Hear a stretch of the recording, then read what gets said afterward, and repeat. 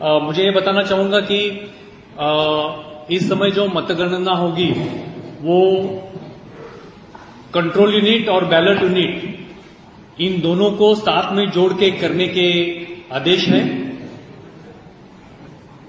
इसमें अगर control unit किस वजह से काम डिस्प्ले उसका अगर नहीं हो सकता है तो ये एक इंस्ट्रूमेंट है, ये भी कंट्रोल यूनिट ही है actually, same to same replica है। ये बैकअप रहेगा, इसको it is being called as a PADU, printing auxiliary display unit. तो ये वहां पे लगाया जाएगा।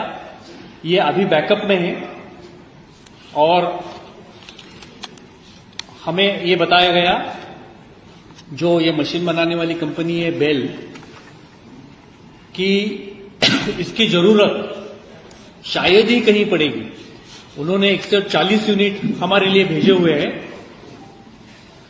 तो ये यूनिट आरओ के पास रहेगा, जैसे बाकी ईवीएम रहते उस तरह से ही रहेगा। तो इसकी जरूरत शायद नहीं पड़ेगी, फिर भी बैकअप ऑप्शन के लिए ये यूनिट पहली बार अगर आपातकालीन परिस्थिति निर्माण हो जाए तो यूज की जाएगी।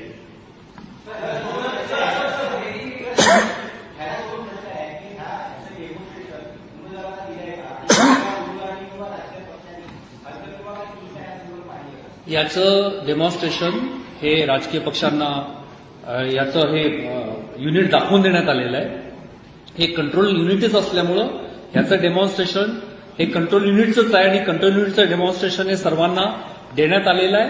ते पुन्हा एक वार मतदानाच्या दिवशी, मतगणनेच्या दिवशी पुन्हा एक वार सगळ्यांना देण्यात येतं।